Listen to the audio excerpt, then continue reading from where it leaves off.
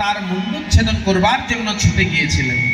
আর ছুটে যখন গিয়েছিলেন সে ক্ষমা চাইলেন সঙ্গে সঙ্গে যে আমার মুণ্ডচ্ছেদন করবেন না, আপনি আমার মাথাটাকে একটু বাঁচান এবং আপনার রাজ্যে আমাকে কোথাও একটু স্থান দিন। আর যখন রাজ্যে স্থান দেবার জন্য অনুরোধ করলেন, কে? পরীক্ষিত রাজার কাছে কে বললেন? কলি।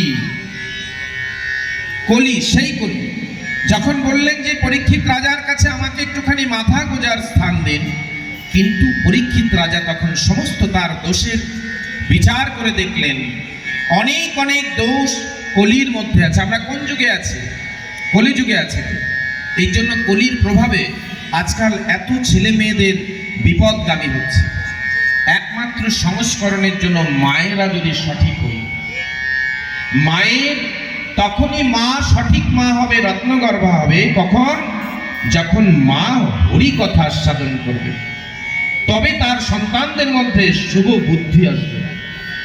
হ্যাঁ, সবটা পায় কিন্তু মাতৃগর্ভ থেকে, এটা মানে মাথায় রাখবেন।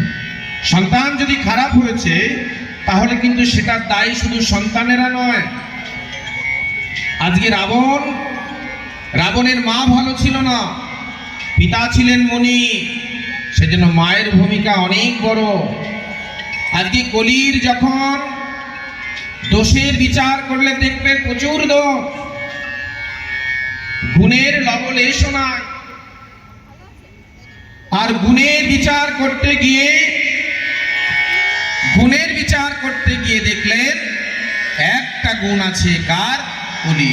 কি গুণ? কলির গুণ। হে রাজ, এক হস্তি মহাগুণ, কীর্তনাদে কৃষ্ণে মুক্ত সঙ্গ পরম ব্রজ। কীর্তনাদে কৃষ্ণে মুক্ত সঙ্গ পরম ব্রজ। একটা গুণ হচ্ছে কলিযুগে কলির মধ্যে যে গুণাবলী,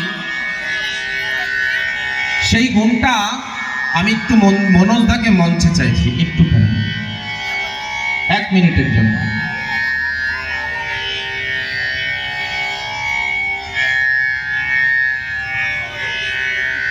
আমি মালাটা একটু গচ্ছিত করে রেখেছিলাম। আমার খুব প্রিয় দাদা, প্রাণের মানুষ, তো সেই জন্য আমি মনোজদা এবং আমার দুজনাই খুব কাছের মানুষ, আমি দুজনারই মাথায় ঠেকিয়ে একটু মালাটি, যেহেতু আমার মনোজদা আজকে অতিথি এসছেন, আমার মনোজদার গলায় একটু মালাটা পরিয়ে দিলাম। হরে কৃষ্ণ। একটু উদ্বোধনী দেবেন সবাই মিলে, একটু পরিয়ে দাও। হরে কৃষ্ণ। সবাই আশীর্বাদ রাখবেন। আবার মনোজদাও নিজের মালাটা গলা থেকে ওনাকে একটু পরিয়ে দেবেন, তাহলে দুজনাই কৃপা পেয়ে গেল। নিতাই গৌর হরি বল, জয় জয় নিতাই গৌর সীতানা প্রেমানন্দ, নিতাই গৌর হরি হরি হরি। তো সেই জন্য আজকের এই যে হরি কথা, তাহলে কলিযুগে একমাত্র কলির মধ্যে দোষ নাই, সেটা হচ্ছে যে কীর্তনের আশ্রয় করে। কলিযুগে যে কীর্তনের আশ্রয় করবে একমাত্র কলি তাকে গ্রাস করে না। খুব সাবধান কিন্তু কলি হইতে। কলিযুগে আপনি যখনই আপনার মধ্যে রূঢ়তা বাড়বে, আপনার মধ্যে স্বভাবের কখনো অপবৃত্তি আসবে, তখনই মনে করবেন কলি আপনাকে গ্রাস করছে। বোঝা যাচ্ছে কথাগুলো? কলি আপনাকে গ্রাস করবে। কিন্তু কলি কাকে গ্রাস করেন?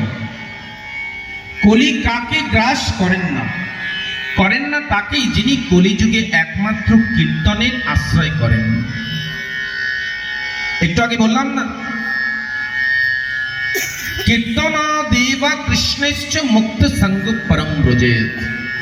একমাত্র কলিযুগে কীর্তন আশ্রয় করলে কলি তাকে আর গ্রাস করেন না। প্রণমঃ কলিজ সর্বযুগ হরিনাম যাহাতে প্রচার নাম বেনা কলি যুগে নাহিয়ার ধর্ম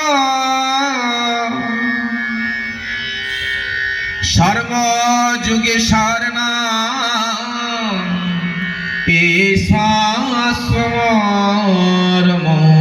প্রণম কলি যুগ সর্ব যুগ